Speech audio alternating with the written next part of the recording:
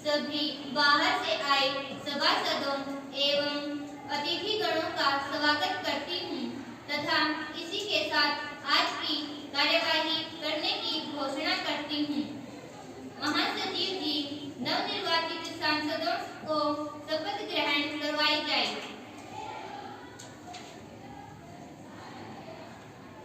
मैं सर्वप्रथम कर्नाटक निर्वाचन क्षेत्र से चुनकर आई श्रीमती मंगल सुरेश जी को शपथ लेने के लिए आमंत्रित करती हूँ।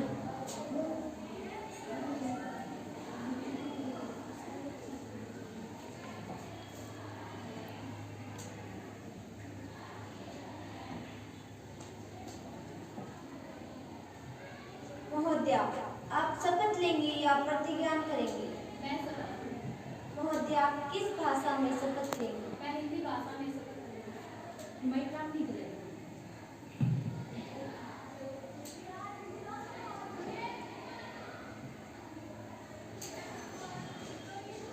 मैं श्री मंगल सुरेश जो कर्नाटक क्षेत्र से निर्वाचित हूँ, ईश्वर से शपथ लेती हूँ भारत से संविधान के प्रति श्रद्धा को बनाए रखूंगी। मैं देश की प्रभुसत्ता को बनाए रखने के लिए जिस पद को ग्रहण करने वाली हूँ उसके कर्तव्यों का श्रद्धापूर्वक पालन करूंगी।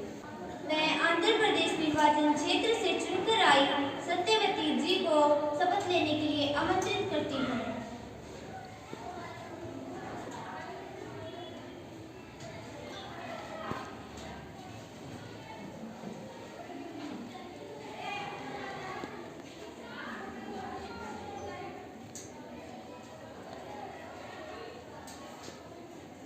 महोदया, आप शपथ लेंगे या प्रतिज्ञा करेंगे? मैं प्रतिज्ञा करूंगी।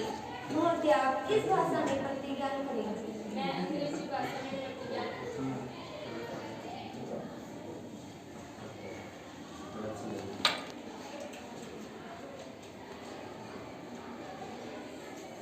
Honorable Speaker, I Satyavati, daughter of Sri Balaram Swami, who have been elected member of Youth Parliament from Andhra Pradesh, solemnly affirm that I will bear true faith and allegiance to the Constitution of India as established by law. I shall uphold the sovereignty and integrity of India, and that I will faithfully discharge the duties which are assigned to me. अहमे Sunita Devi लोकसभाया सदस्य रूपेण निर्वाचित निश्चयेन परमेश्वरस्य नाम्ना शपथे यद् अहं विधानं स्थापितं भारतस्य संविधानं प्रति सत्यां श्रद्धां निष्ठां च धारयेत् यद् अहं भारतस्य सम्पूर्ण प्रभुत्वं सम्पन्नतां अखण्डतां च रक्षयिष्यामि तथा यत् पदं गृहीतुं मह्यं उद्योत्स्यामि तस्य कर्तव्यानि श्रद्धापूर्वकं निर्वक्ष्यामि।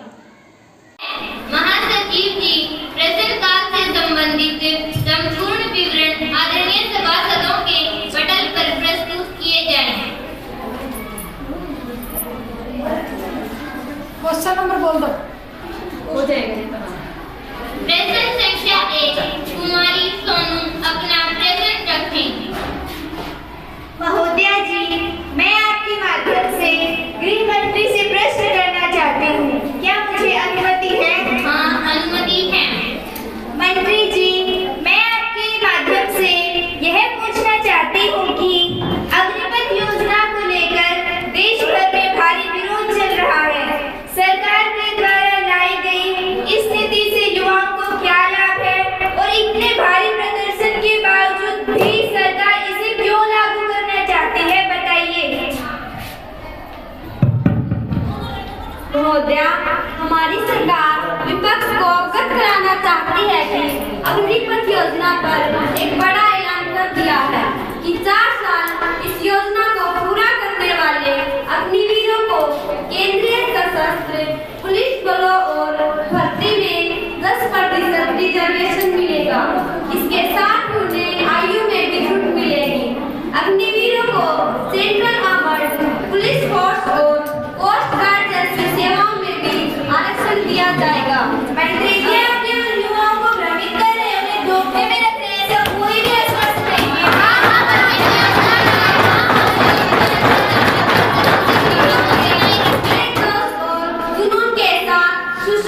होगी देश की सेना।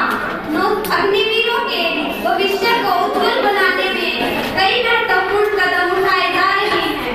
नौसेना के तहत मर्चेंट नेवी में प्रवेश के लिए 6 सेवा क्षेत्र घोषित किए गए हैं। तो कुमारी आरजू अपना प्रश्न रखें। महोदय जी, मैं आपके माध्यम से शिक्षा मंत्री जी से प्रश्न करना चाहती हूँ। क्या आपकी अनुमति है? हाँ, अनुमति है। ये प्रश्न दिखा दो बेटा, लास्ट वाला जो इसका है। के दौरान हमारी सरकार ने बच्चों की शिक्षा के लिए तकनीकी शिक्षा को बढ़ावा दिया है। स्कूलों में बच्चों की पढ़ाई के लिए फ्री टैब दी गई है। इससे ऑनलाइन शिक्षा चलती रहेगी, जिसके कारण बच्चों की पढ़ाई बाधित नहीं होगी और भविष्य में शिक्षा के लिए उत्तम से उत्तम कार्य किए जाएंगे। साथ में मंत्री जी को बता देना चाहती हूँ कि स्कूल बंद नहीं किए जा रहे हैं, बल्कि विद्यार्थियों की कम संख्या को देखकर उन्हें दूसरे स्कूलों में मर्ज किया जा रहा है। मंत्री जी, तो आप ये कितने स्कूल खोले हैं अब तक और आपने कितने बच्चों को मर्ज किया है, आप इसके बारे में बताएं। और मंत्री जी, ये सिर्फ एक कागजी कार्रवाई है, ऐसा प्रैक्टिकल में कुछ नहीं हो रहा है। मंत्री जी, हमें इसका स्पष्ट उत्तर दें। नेताजी, आपको सारा डाटा उपलब्ध करा दिया जाएगा। कृपया करके आप सदन में शांति बनाए रखें। मंत्री जी, आप कब बताएंगे? हमें बताएं तो सही, आपने कितने अब तक स्कूल खोले हैं, गांव में कितने खोले हैं, हमें कृपया करके इसको बताएं। क्या की कुमारी टीना अपना प्रश्न रखें। महोदय जी, मैं आपके माध्यम से परिवहन मंत्री से प्रश्न करना चाहती हूँ।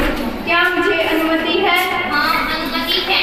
परिवहन मंत्री जी, मैं आपसे प्रश्न करना चाहती हूँ कि सरकार ने 1 अप्रैल 2025 तक देश भर में ई-वाहन चलाने का जो निर्णय लिया है, उसमें बहुत सी समस्याओं का सामना करना पड़ सकता है। इससे वाहन उद्योग जगत चिंतित है। सरकार इस पर बताएं।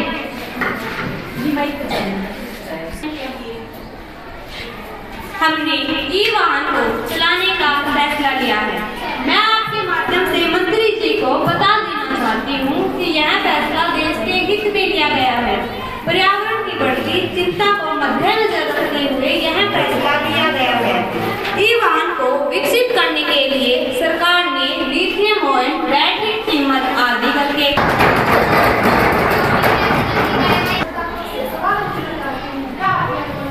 हाँ, अनुमति है। मैं महिलाओं की सुरक्षा के विषय में आज इस सदन में चर्चा करना चाहती हूँ। वर्तमान में देश की स्थिति खास करके महिलाओं की दशा और दशा दोनों ही कमजोर हालात में हैं। आए दिन खबरों की हेडलाइन महिलाएं, छोटी बच्चियों के साथ रेप की केस, महिलाओं के साथ घरेलू हिंसा के मामले बढ़ते जा रहे हैं। मैं सरकार से पूछना चाहती हूँ कि समाज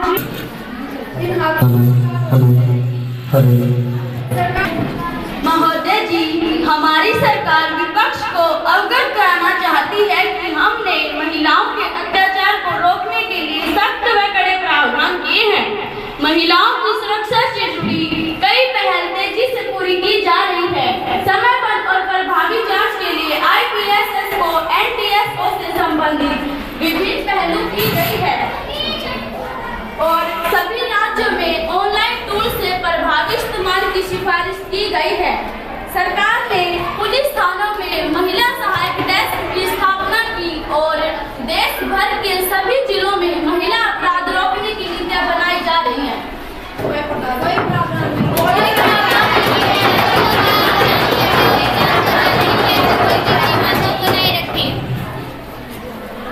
प्रश्न संख्या 6, कुमारी तनीषा अपना प्रश्न रखें।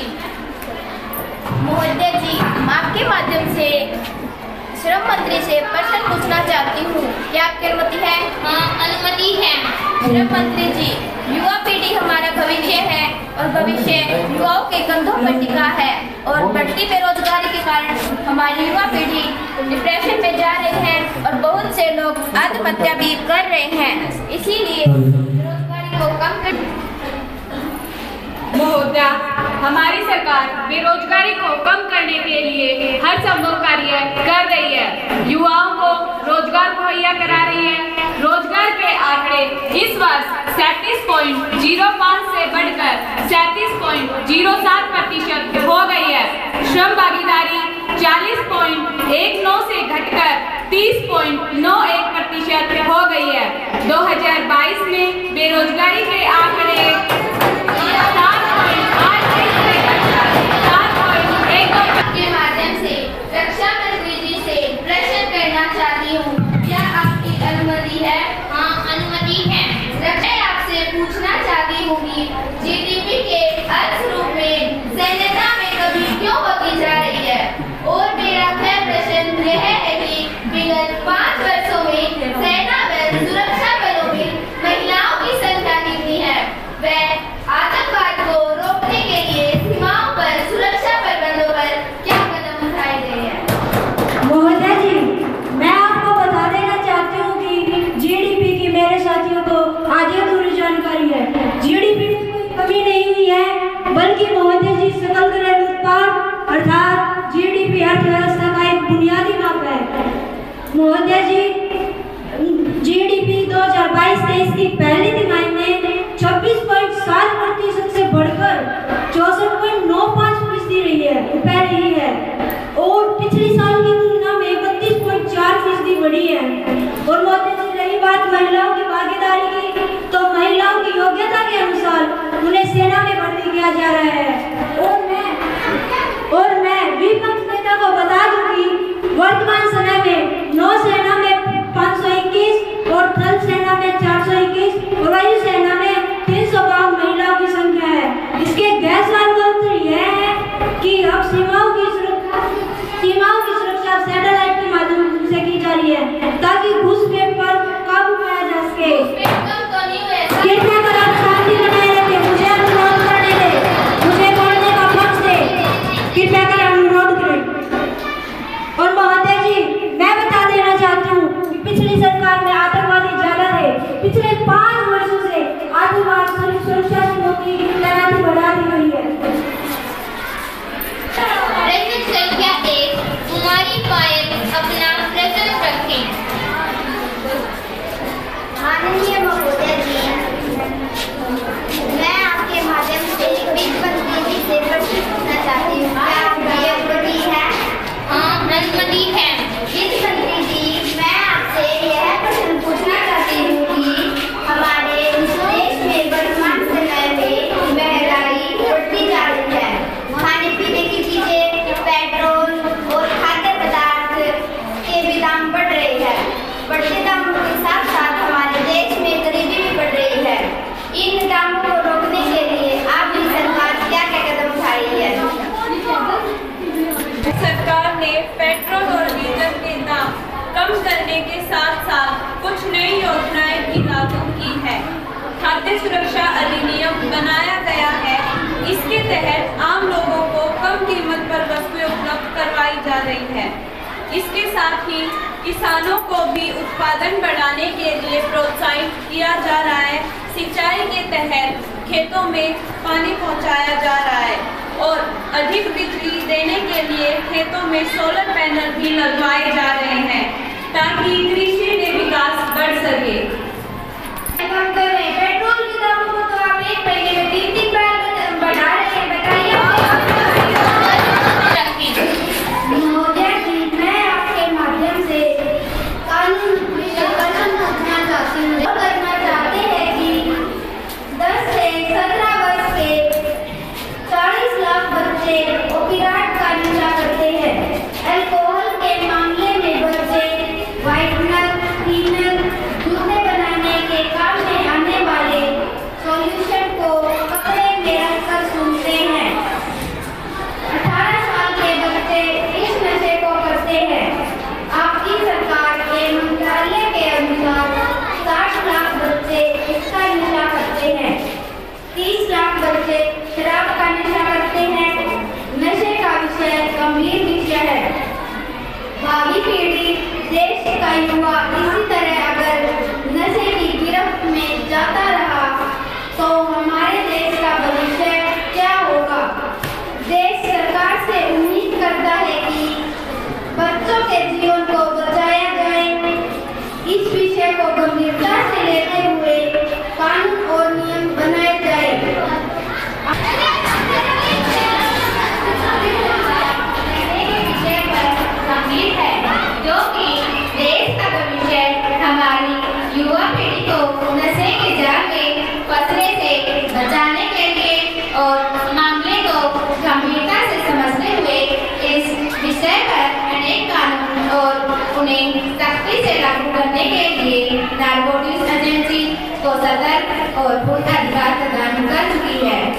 ताकि नशे की तस्करी को रोकने की सख्त कार्रवाई की जा रही है।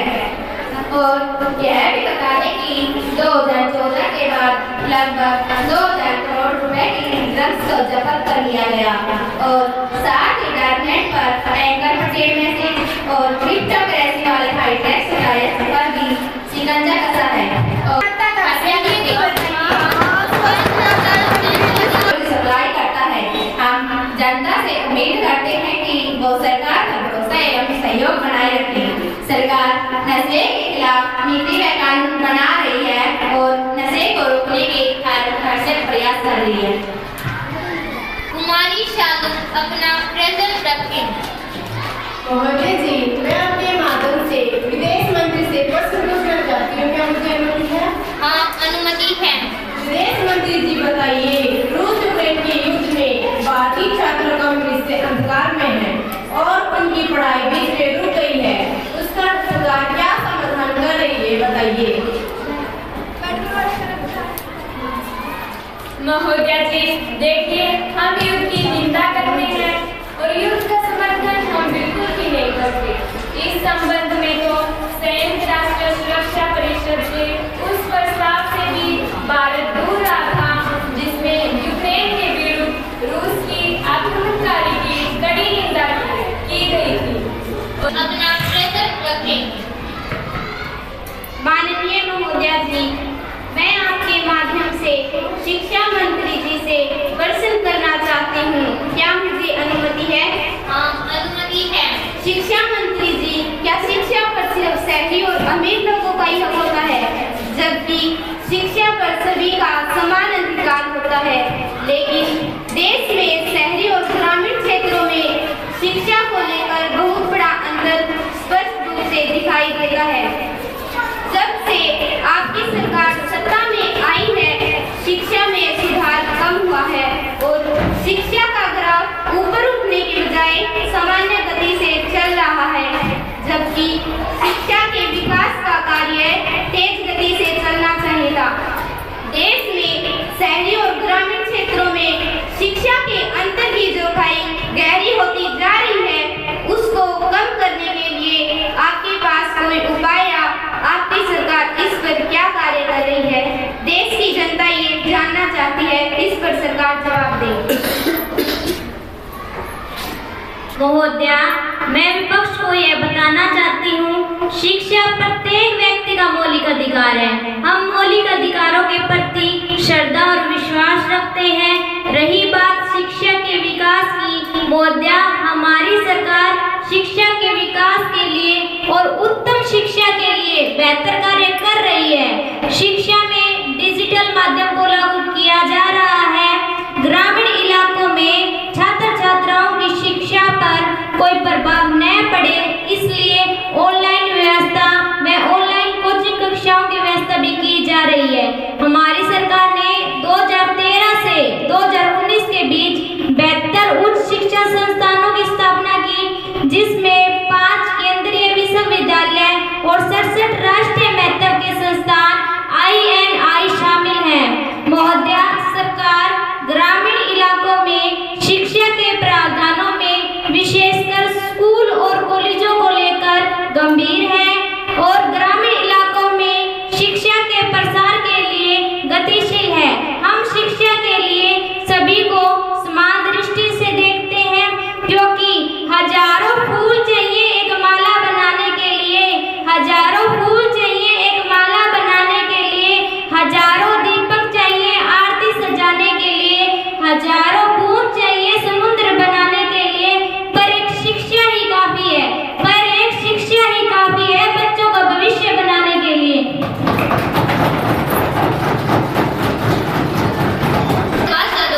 अब कुमारी ज्योति कामरों को प्रस्ताव लाना चाहती हैं। माननीय महोदया, देश में बेरोजगारी दर सबसे ज्यादा है। इस बेरोजगारी के बारे में सरकार का ध्यान इस ओर दिलाना चाहती हूँ। इसके साथ और बढ़ती रहे युवाओं के भविष्य के साथ खिलवाड़ हो रहा है, जिससे युवा नशे की तरफ बढ़ रहा है। मैं संसद की कार्यवाही को रोकते हुए सरकार का ध्यान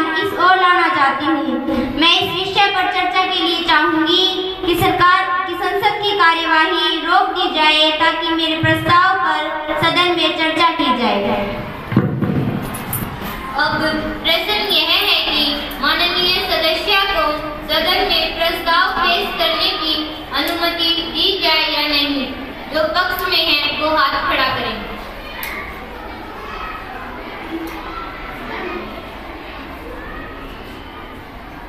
अब जो विपक्ष में है वो हाथ खड़ा करें।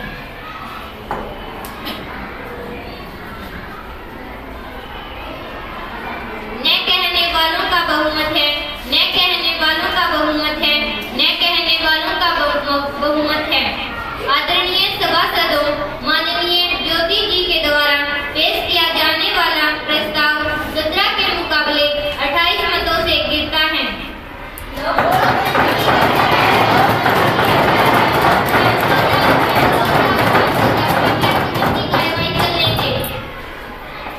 माननीय सभासदों, अब कुमारी खुशी जी ध्यान आकर्षण प्रस्ताव लाना चाहती है। महोदया जी, क्या मुझे ध्यान आकर्षण प्रस्ताव के वाचन की अनुमति है? हाँ, अनुमति है। माननीय महोदया जी, भारतीय सीमाओं पर हो रहे अवैध कब्जों के विषय पर मैं आज सरकार का इस विषय की ओर ध्यान आकर्षित करवाना चाहती हूँ कि भारत की 3000 वर्ग किलोमीटर भूमि पर चीन ने अवैध कब्जा कर रखा है। लद्दाख से लेकर अरुणाचल प्रदेश तक 10,000 किलोमीटर एरिया जो चीन अंतर्राष्ट्रीय स्तर पर अपना दिखा रहा है, जो कि भारत का ही क्षेत्र है। और महोदया, मैं यह भी ध्यान दिलवाना चाहती हूँ कि 1963 में हुए चीन पाकिस्तान समझौते के तहत पाकिस्तान ने पाक अधिकृत कश्मीर में 5180 किलोमीटर भारतीय जमीन कश्मीर को सौंप दी थी। जबकि महोदया, ध्यान देने योग्य तथ्य यह है कि इस समझौते को कभी मान्यता ही नहीं दी आज तक। ध्यान रहे, यदि इसी प्रकार सीमाओं में घुसपैठ होती रही तो वो दिन दूर नहीं जब भारत के पड़ोसी देश भारत के टुकड़े टुकड़े करके आपस में हथियार लेंगे। मैं सरकार का इस विषय की ओर ध्यान आकर्षित करवाना चाहती हूँ कि भारतीय सीमाओं की घुसपैठ को रोकने के लिए सख्त कार्रवाई की जाए, कड़े कदम उठाए जाएं ताकि भारत की एकता और अखंडता के लिए कोई खतरा पैदा न हो। देखिए, मैं बताना चाहती हूँ कि अंतर्राष्ट्रीय स्तर पर जो दिखाया जा रहा है वो सिर्फ भ्रमित करना है। वास्तव में ऐसा कुछ भी नहीं है। ये सिर्फ सीमा विवाद है। चीन के साथ मिलकर या वार्ता करके जल्द ही इसका समाधान कर लिया जाएगा और सीमाओं की सुरक्षा के लिए सेना को भी तैनात किया गया है। विशेषाधिकार हनन प्रस्ताव का काल आरंभ होता है, जिसे कुमारी बाई जा रही है। माननीय महोदय जी, जब मैं अपने घर से संसद की कार्यवाही के लिए आ रही थी तो एक पुलिस कर्मचारी ने मुझे रोकने की कोशिश की, जिस कारण मैं संसद की कार्यवाही में देर से पहुंची। यह एक संसद के विशेषाधिकार का गंभीर मामला है। मैं चाहती हूं कि आज इस संसद की कार्यवाही में इस पर चर्चा की जाए। माननीय सांसद जी, ये प्रत्येक सांसद के विशेषाधिकार के हनन का गंभीर मामला है। महासचिव जी, विशेषाधिकार हनन समिति को इनकी शिकायत कार्रवाई हेतु भेज दी जाए। माननीय वित्त मंत्री जी, विधेयक प्रस्तुत करें। अध्यक्ष महोदया, मैं संसद में कृषि संबंधी विधेयक प्रस्तुत करना चाहती हूँ।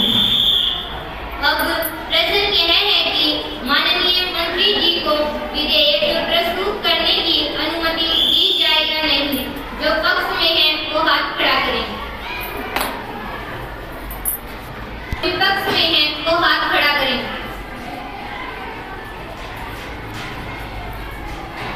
हाँ कहने वालों का बहुमत है, हाँ कहने वालों का बहुमत है, हाँ कहने वालों का बहुमत है।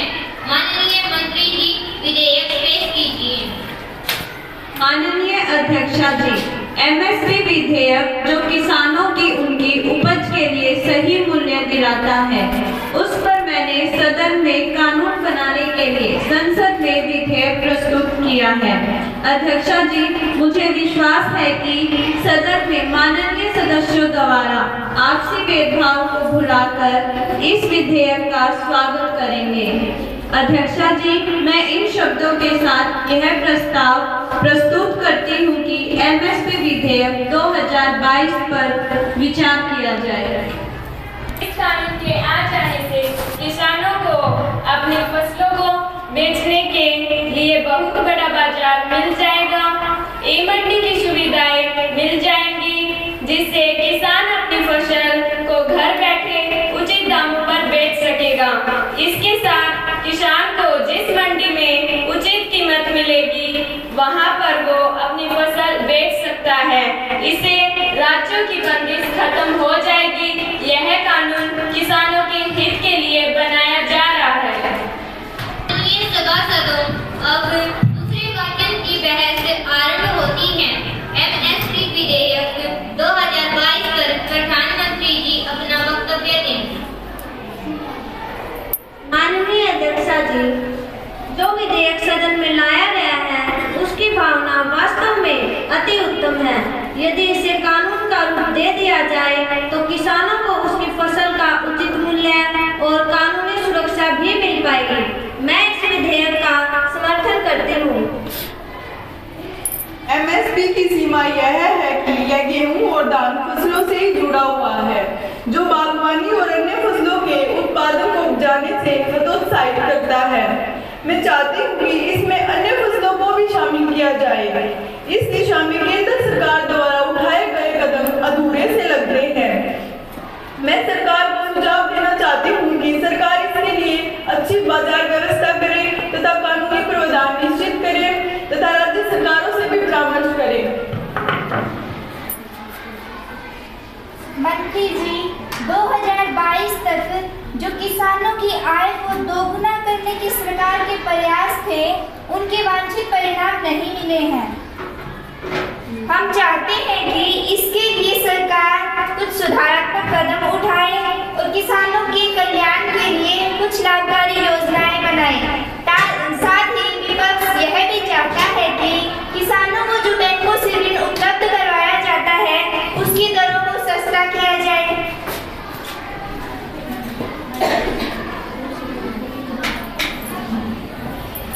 प्रस्तुत किया गया है। मैं और मेरा विपक्ष इसकी कदर करते हैं, परंतु केवल फसल का उचित मूल्य दिलाने से ही किसानों की भलाई नहीं होगी, बल्कि उन्हें उचित दामों में उन्हें कानूनी सुरक्षा भी मिलनी चाहिए, जिससे उचित मूल्य न देने वाली प्रतिबंध लगाए जा सके और साथ ही विपक्ष के सुझाव को इस कार्य में शामिल किया जाए। माननीय अध्यक्षा जी, आज के समय को देखते हुए किसानों के सम्मान व सशक्तिकरण के लिए इस प्रकार के कानूनों की सख्त जरूरत है। मैं इसका समर्थन करती हूँ और चाहती हूँ कि किसानों को उनका सही हक मिले। बहस आरंभ होती है। वित्त मंत्री जी एमएसपी विधेयक 2022 पर अपना वक्तव्य दें। माननीय अध्यक्षा जी, नेता विपक्ष का सुझाव है कि एमएसपी पर कानूनी गारंटी दी जाए, तो मैं विपक्ष नेता को बता देना चाहती हूँ कि एमएसपी पर कानूनी गारंटी पहले भी थी, अब भी है और आगे भी रहेगी। अतः इनमें और भी सुधार के सुझाव जो कि विपक्ष द्वारा दिए गए हैं उनको भी स्वीकार कर दिया जाएगा। माननीय सभासदों, विपक्ष के सुझावों को सत्ता पक्ष के द्वारा स्वीकार कर लिया गया है। अतः सदन के पक्ष जानने के बाद ऐसा प्रतीत होता है कि विपक्ष भी एमएसपी विधेयक 2022 को सदन में पारित करवाना चाहता है। विधेयक पारित किया जाता है।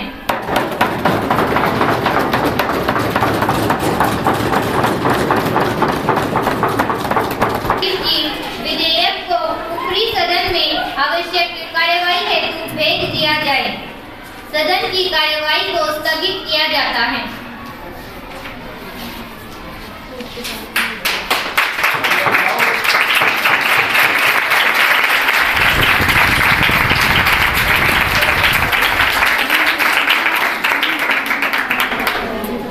पर माइक दो।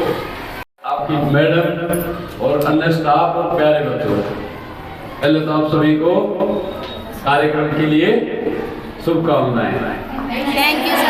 बहुत अच्छा प्रोग्राम था, बहुत। ठीक है, इससे पहले मैं 6 स्कूल और कर चुका हूँ, बॉयज भी है और गर्ल्स भी है।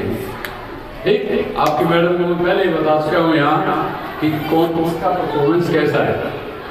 एक तो ये खास बात लगी कि आप क्वेश्चन आंसरिंग बहुत बढ़िया करते हो, स्पेशल जवाब भी उससे बेहतरीन, सत्ता पक्ष और विपक्ष जो तालियों की गड़गड़ाहट है ना, देखी थी स्पेशल 3 बार वीडियो बनाई बिना लोगों की, इसलिए बहुत बढ़िया प्रोग्राम।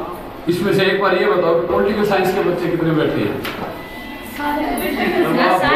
ये हमारे देश की सबसे बड़ी पंचायत है। अभी हाल फिलहाल पंचायत के इलेक्शन हुए ना, वो हमारी सबसे छोटी है। और ये संसद पार्लियामेंट या युवा संसद कार्यक्रम कराने का औचित्य क्या है? हमें ये दिखाना है कि हमारी जो सर्वोच्च संसद है, सर्वोच्च पंचायत है, उसके अंदर हमारे बिल जो हमारे पास कानून बन के आते हैं वो किस तरह पास किए जाते हैं और उनकी रूपरेखा क्या है, किस तरह सदन में हाल होता है, किस तरह कौन प्रस्ताव लेके आता है, किस तरह बिल बनते हैं, अध्यक्ष महोदय क्या काम करता है, बाकी जितने कारीगर जितने कर्मचारी हैं वो क्या काम करते हैं। वो सिर्फ रूपरेखा आपको दिखाने के लिए ये कार्यक्रम स्कूलों पर, खंड स्तर पर, ब्लॉक स्तर पर, जिला स्तर पर, स्टेट लेवल पर आयोजित किया जाता है। मेरी आप लोगों से शुभकामनाएं ये कि आप जल्दी से जल्दी जिला और जिले से स्टेट लेवल तक का सफर तय करो और इनाम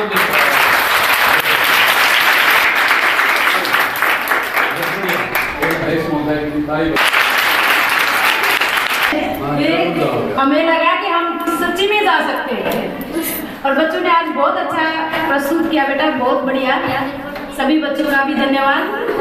एक फोटो खिंचवाएंगे। धन्यवाद सर।